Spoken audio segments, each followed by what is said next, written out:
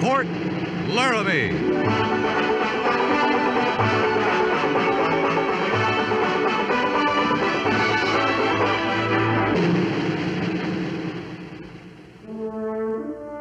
Fort Laramie, starring Raymond Burr as Captain Lee Quince.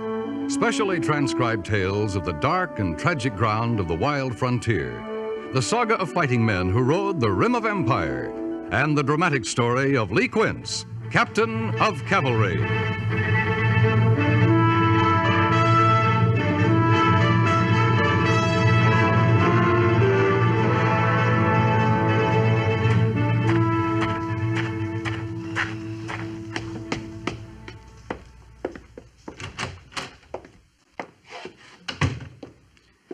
Lieutenant Sybert's reporting is ordered, Captain. Oh, yes, Mr. Syberts. I have a special detail for you. Yes, sir? We've received a report there's a band of Brûlé Sioux camped on the North Fork near White Butte. I want you to ride out and see what they're up to. Yes, sir. They're too close to the Bozeman Trail. Better take a scout with you. I suggest Dan Tolliver. I prefer Pete Hazen, sir. Oh? Why? I don't care for Tolliver. He's the best scout on the post. He's a squaw man. You've still got a lot to learn about the West, Mr. Syberts. I suggest you might find old Dan Tolliver a very valuable teacher. Yes, sir.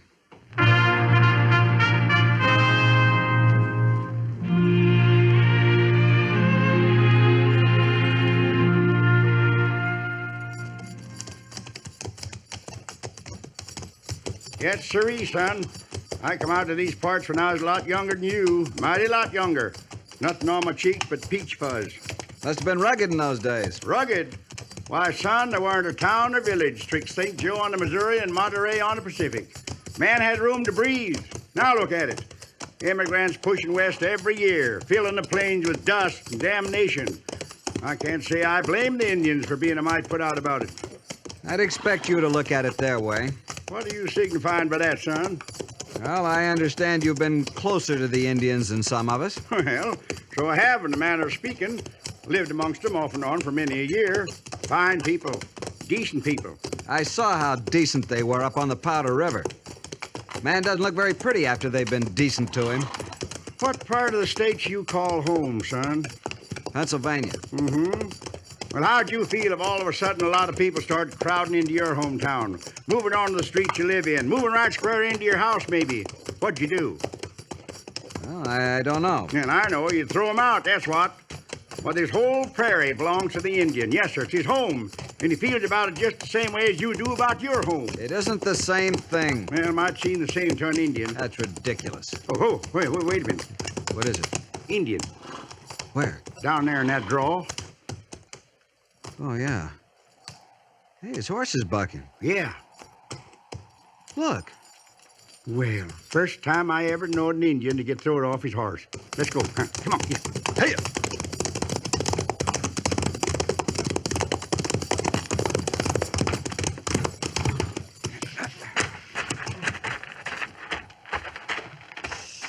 Rattlesnake. He's gonna strike. That's why her horse threw her. Yeah, that snake ain't gonna be much use no more.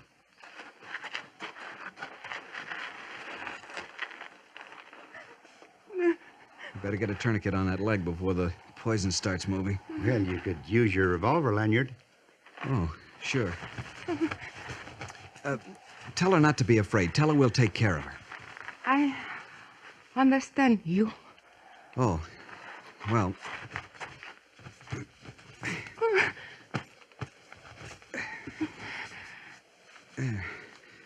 It's got the blood stopped.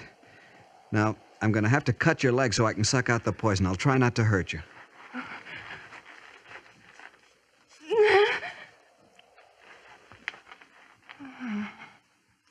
She's fainted.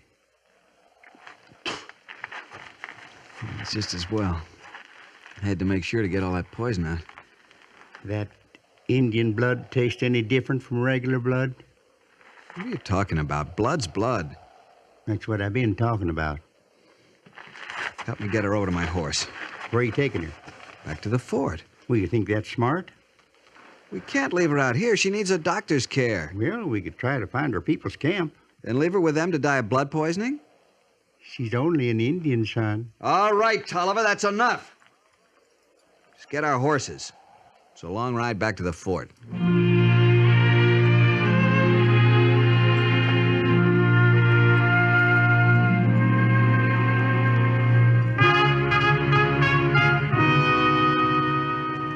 What you've done may have serious consequences, Mr. Syberts. What else could I do, sir? Look, from the Indians' point of view, you've kidnapped one of their women. Well, I suggested we ought to find her village captain, but the lieutenant said bring her here.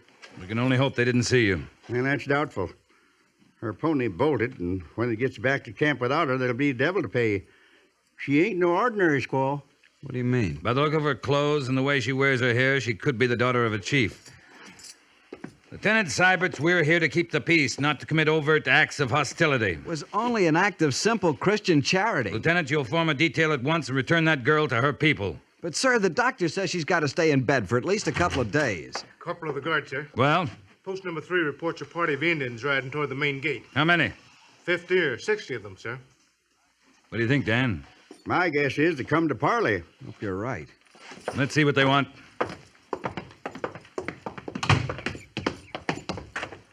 I suppose that's the chief riding in alone. It's Spotted Tail. He's always been friendly. Well, he ain't dressed up friendly today, Captain. Every scalp he ever took dangling in his belt. Shall I fall in the company, Captain? Don't move, Syberts. Greetings, friend. The soldiers of the Great White Father are honored by the visit of the mighty Spotted Tail. The soldiers of a great white father say one thing, do another. Say want peace, steal land, shoot buffalo, call it peace. Now steal Indian woman, steal daughter of Spotted Tail. Your daughter was not stolen, Spotted Tail. She was hurt. This officer brought her here so the doctor could help her. Where is Ahuapa, my daughter? She is in the hospital. I'll take you to her.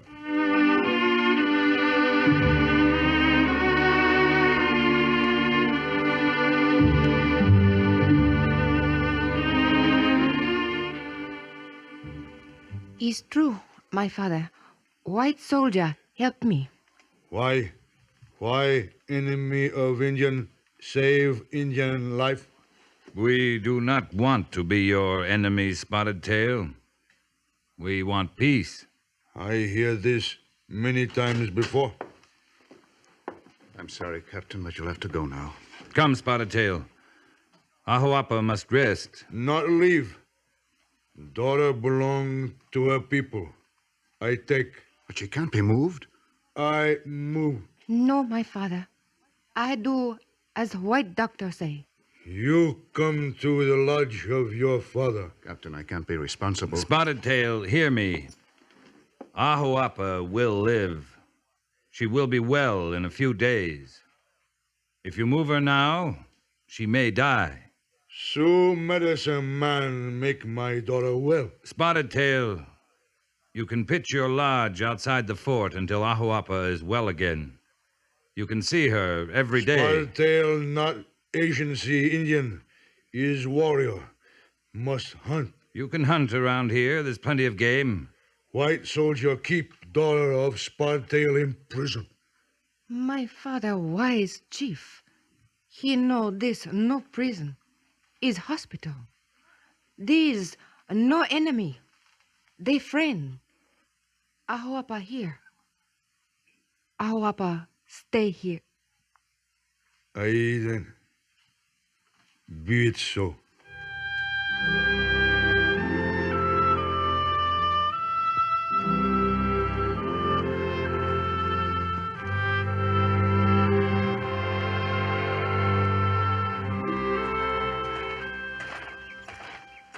Well, Mr. Syberts, your little adventure didn't turn out so badly after all. No, sir.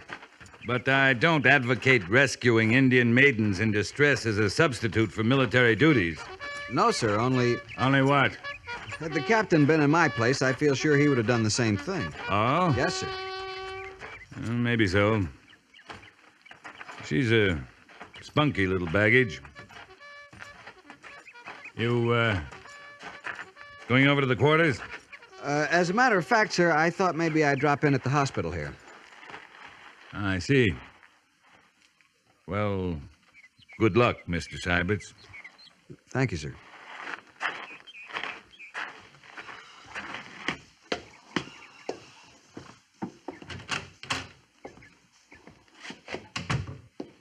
Morning, Doctor. Oh, Lieutenant Syberts. How's your patient this morning? Well, now, I have more than one, Lieutenant. How is she? Well, now, by a curious coincidence, she was inquiring about you this morning. About me? Yes. She asked me to send for you. Why? Now, why don't you ask her? She's quite well enough to talk to now. Thanks, Doctor.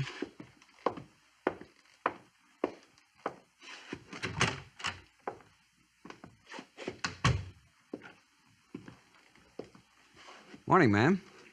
Now is good. You feeling better? Pain all gone. That's fine. Ahuapa owe life to Lieutenant. Ahuapa belong, Lieutenant. I beg pardon? How else Ahuapa show thanks? By getting well quickly. Is not enough. It's all the thanks I need. Is strange. What is strange, Ahuapa? White man, Indian, both men. White men think different. That's because we've been taught differently. Ahuapa like way white man think. You teach Ahuapa think this way? That's quite a large order. But you do. First you teach Ahuapa speak white man tongue. You speak English very well. Not good, Ahuapa think. You teach better. I'll be glad to try. Good. You begin now. I don't know where to begin. How does Lieutenant call himself? Me, Ahuapa. What lieutenant? Oh, my name is Syberts, Richard Syberts. Richard. Good. See? Ahuapa learn first important English word.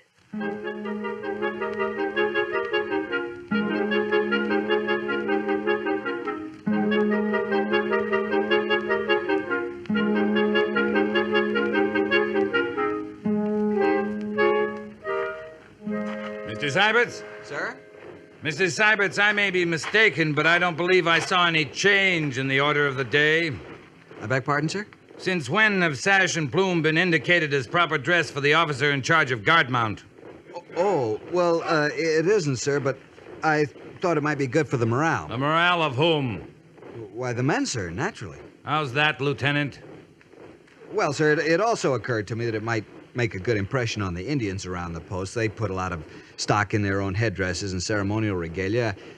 I thought it might be a good idea to show them what our dress uniform looks like. Lieutenant Syberts, the only Indian who witnessed this guard mount was Ahuapa.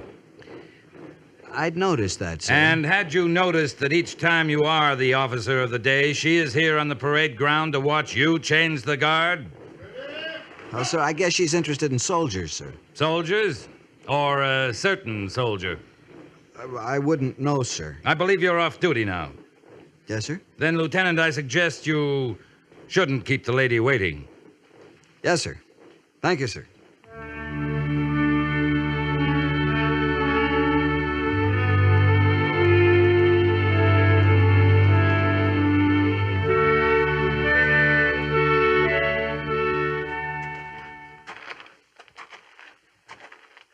It always makes me a little sad to see such a sunset. So beautiful. My people say they not wish to die, and each evening Great Spirit must fight with it until it die bloody death. And only when it scalped will night come. Warrior may sleep, gain strength to meet new day. My people say the sun is a handsome god who rides across the sky in a golden chariot, forever chasing the beautiful goddess who is the moon. And Does he ever catch her? Never. His sad story. He should catch her. He can't. For he belongs to the day and she to the night. But if he did catch her, what would happen? Who knows? So great is their love, perhaps the heavens would burst into blinding flame, consuming everything. Oh, yes. But he would have got her. Yes, he would have caught her. He gone now. Your handsome sun god. Gone over edge of world. Great spirit has killed him. Oh, no. He's not dead. Look over in the east. The moon goddess comes following after him. Richard, Yes? I am that moon goddess. You are that god of sun. And I follow you always. And never may I catch you. No. No, I won't run away over the edge of the world like the sun. I'll stay here with you. Always. Always. You're not afraid of blinding flame that consume everything? I'm not afraid.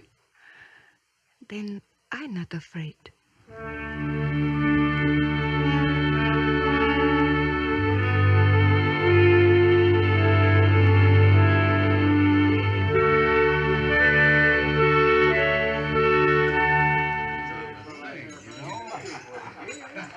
Good evening, Lieutenant Syberts. Hello, Piney.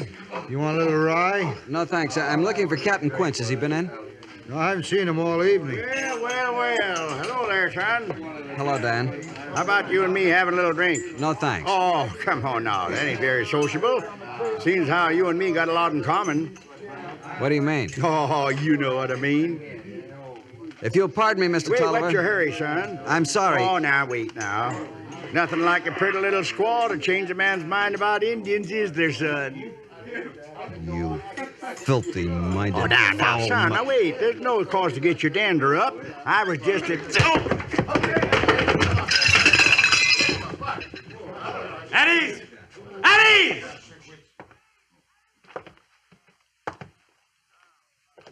Now, what's this all about? Captain Quince, you ought to take better care of this young man of yours. He seems mighty touchy. Mr. Syberts, you're aware of the regulations covering the conduct of officers in uniform? Yes, sir. Only... You'll consider yourself confined to quarters until further notice. Yes, sir.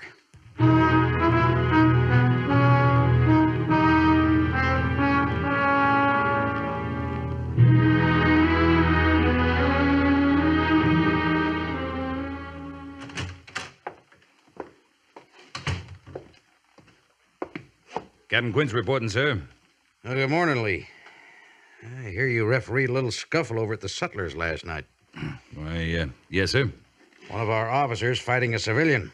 Well, Major Daggett, as far as I can see, he was provoked. Did Dan Tolliver attack him? No, sir. Tolliver was taunting him about the Indian girl. Sybert's in love with her? Apparently. Well, his love affair will have to wait. We've got more important things to worry about. That's why I sent for you. Yes, sir. Just got a dispatch from Fort Kearney. Some idiot Kansas militia outfit attacked a Cheyenne village last week. But we have a treaty. We're at peace with the Cheyenne. Apparently it didn't mean a thing to those brave civilian soldiers. They attacked without warning or provocation. Massacred every man, woman, and child in the village. Come in. I beg pardon, sir. Yes, Sergeant. What is it? The Indians are pulled out. They was there last night, but this morning there ain't a single teepee down by the river. Just a couple of stray dogs. They got the news quicker than we did. They always do. A party of Cheyenne is killed and the Sioux take to the warpath. We may have a general uprising on our hands. Have your company ready to move out in half an hour, Captain. Yes, sir.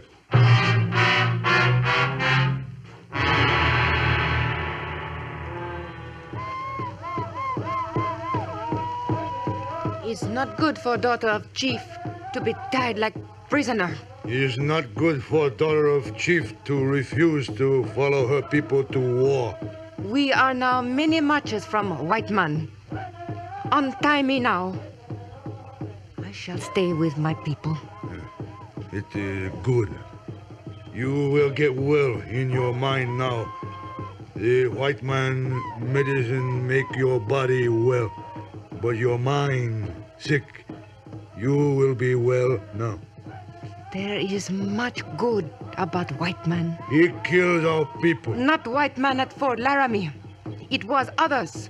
And it was not our people who were killed. It was the Cheyenne. We at peace with white man at Fort Laramie. White man is white man. Indian is Indian. And soon white man will kill us all if we not make peace with him. Then we will die brave in battle, not drunk on reservation. You will. Warrior will. But what of women? What of me? For many moon, Dark Elk want you for his wife. Marry him and have many babies. I will remain with my people as long as I live. That I promise. But I will never marry Dark Elk or any other Indian.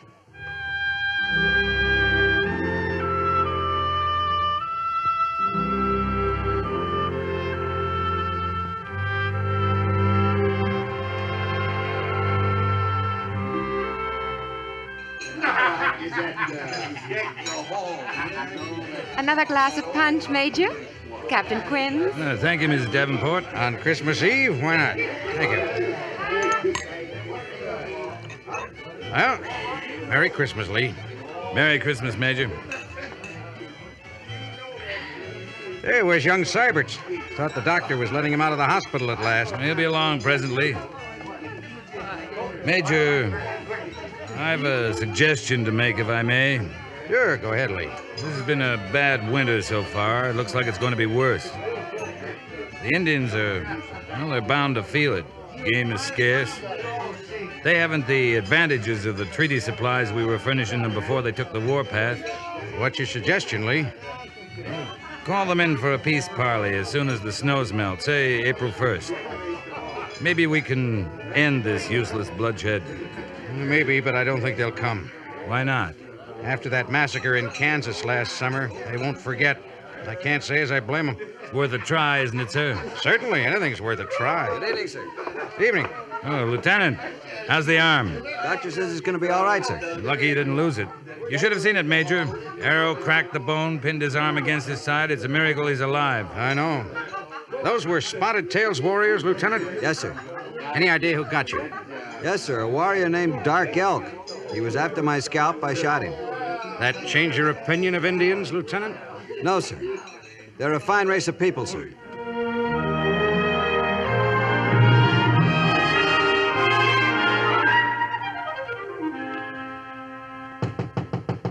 Come in. Beg pardon, sir. Yes, Lieutenant. What is it? Party of Indians approaching the post, sir. War party? No, sir. Women and children along with the braves. Yeah, maybe we'll have a peace parley after all. Let's go out and meet them. Oh, where's Captain Quince? Right outside, sir.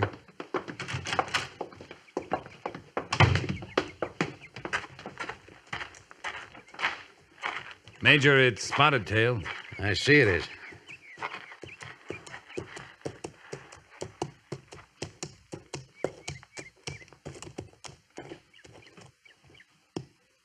Greetings, soldiers of the great white father. Greetings, brave Spotted Tail. I come in peace and in sorrow. What sorrows the mighty chief of the Sioux? My daughter, Ahuapa, has gone beyond the sunset to join the Great Spirit. She's dead? The soldiers of the great white father joined in the sorrow of Spotted Tail. The winter was long and cold. There was little to eat. A fever came to Ahuapa and would not leave her until at last she left me forever. But before she fell into long sleep, she asked two favors. One I can grant, the other I must ask of you. And what are those favors, Spotted Tail? she asked me to make peace with a white man. I have come to make peace. It is good, Spotted Tail. And what is the favor you must ask of me? Ahuapa love white man.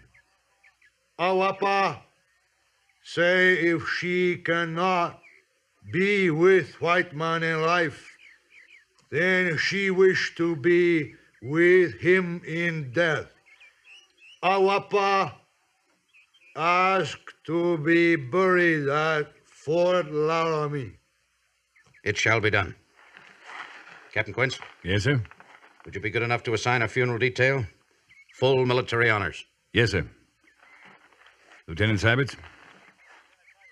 Lieutenant Syberts! Sir.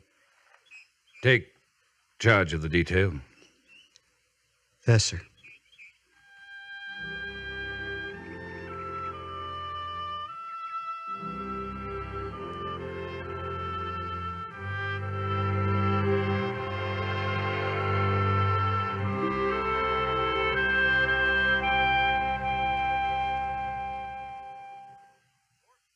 Fort Laramie is produced and directed by Norman MacDonald and stars Raymond Burr as Lee Quince, Captain of Cavalry, with Vic Perrin as Sergeant Gorse.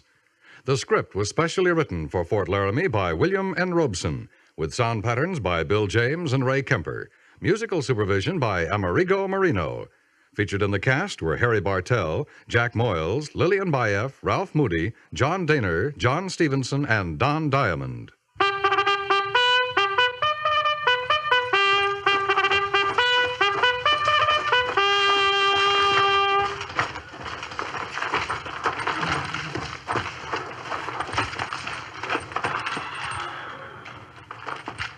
Company, tension!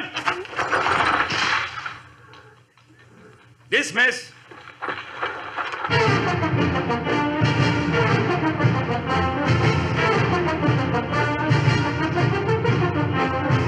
Next week, another transcribed story of the Northwest frontier and the troopers who fought under Lee Quince, Captain of Cavalry.